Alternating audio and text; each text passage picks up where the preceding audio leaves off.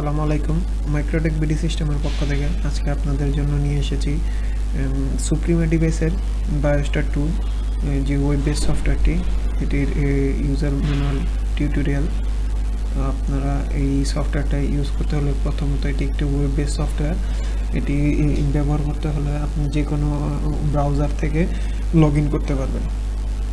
তো আমরা এই যে গুগল ক্রোমের মাধ্যমে ঢুকছি। এই যে আমাদের বায়োস্টার 2, প্রথমে ইউজার পাসওয়ার্ড,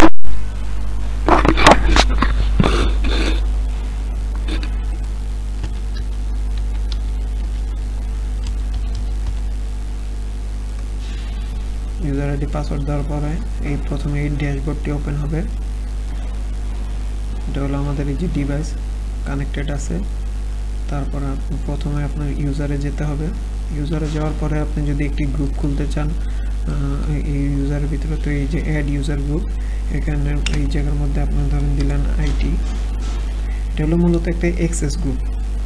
এই কারণ এই অ্যাক্সেস গ্রুপের মধ্যে যদি কোনো ইউজার না থাকে তাহলে সে ফিঙ্গার দিলেও সে পারমিশন পাবে না। তারপরে এই যে অ্যাড নিউ ইউজার, এখানে আমি দিলাম টেস্ট নামে একটা ইউজার। এই জায়গার মধ্যে এই যে গ্রুপ, এই গ্রুপের মধ্যে আইটি দিলাম। আর আপনি এখানে যদি ডিপার্টমেন্ট নেম কিছু দিতে চান দিতে পারেন।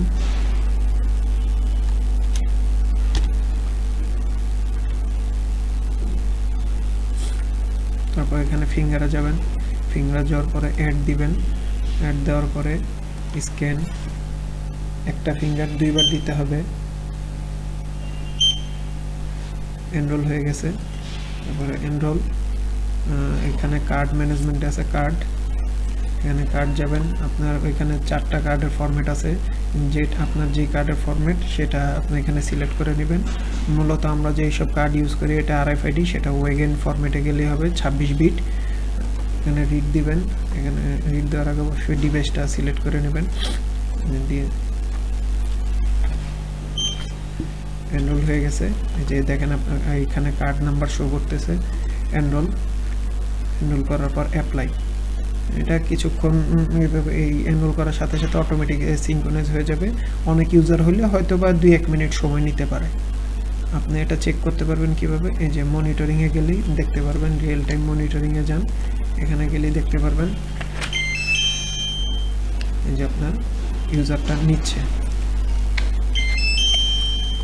ঠিক আছে, এইখানে অ্যাড করার পরে আপনার যেই জিনিসটা করতে হবে, টাইম অ্যান্ড অ্যাটেন্ডেন্সে যেতে হবে।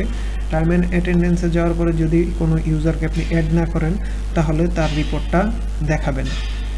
তো সেই রিপোর্টটা যদি দেখাইতে হয় তাহলে আপনার অবশ্যই ইউজারকে এই টাইম অ্যান্ড অ্যাটেন্ডেন্সের মধ্যে অ্যাড করে নিতে হবে। তো এই অপশনটা কোথায়, টাইম অ্যান্ড অ্যাটেন্ডেন্সে ঢুকবেন। এই যে শিডিউলে ঢোকার পরে এখানে এই যে একটা শিডিউল করা আছে, এই শিডিউলটাতে ঢুকবেন। ঢোকার পরে এই জায়গায় যে ইউজার লিস্ট আছে এখান থেকে অ্যাড সিলেক্টেড ইউজার করে দিবেন, করে দিয়ে অ্যাপ্লাই করে দিবেন। অ্যাপ্লাই করে দিলে ইউজারটা ওই শিডিউলের মধ্যে অ্যাড হয়ে যাবে।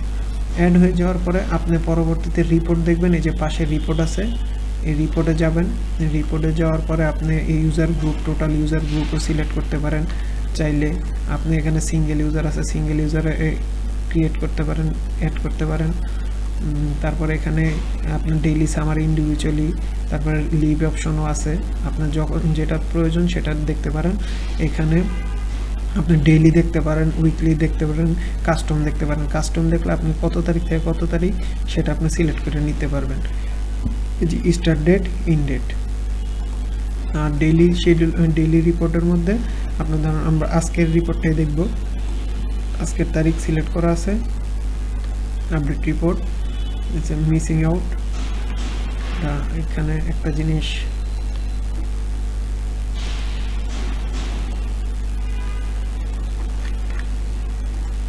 এইখানে এটা টিক দেওয়া ছিল না, এই ফার্স্ট ইঞ্চে এটা টিক দেওয়া ছিল না, এই কারণে মিসিং আউট দেখাচ্ছিল। রিপোর্টে যাওয়ার পর আপডেট রিপোর্ট। অবশ্যই সবসময় ইউজার গ্রুপ সিলেক্ট করে নিতে হবে। আপডেট রিপোর্ট, এই যে রিপোর্ট। ঠিক আছে, এখানে ইন দেখাবে, এই জায়গায় আউট দেখাবে। আমি আরেকবার দিলাম।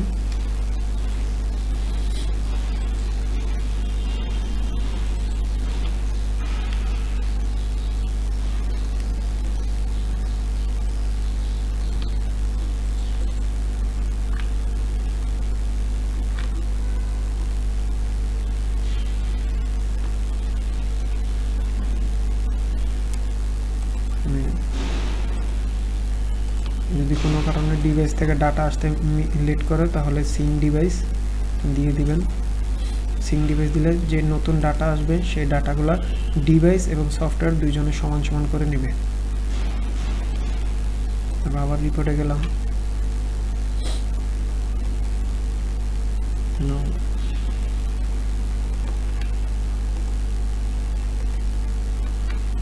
যে দেখুন ফার্স্ট ইন দেখাচ্ছে 16টা 39, আউট 16টা 41।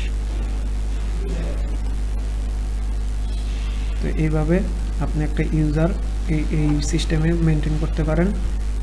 আজকে এই পর্যন্ত, আগামী ভিডিওর জন্য পাশে থাকবেন। ধন্যবাদ।